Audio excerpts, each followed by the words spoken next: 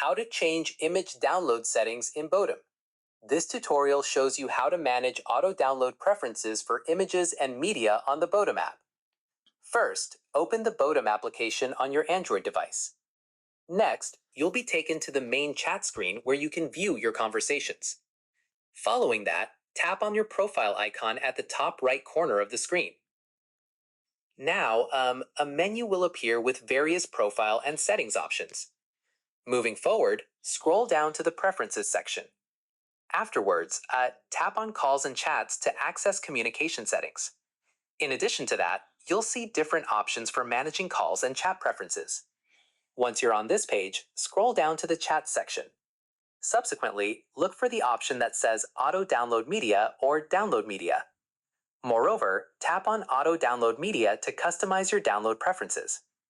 Afterwards, you'll see options for downloading media over Wi-Fi, cellular data, or both.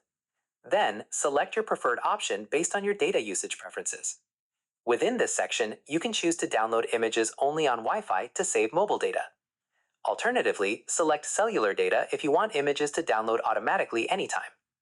Once you've made your selection, the setting will be saved automatically.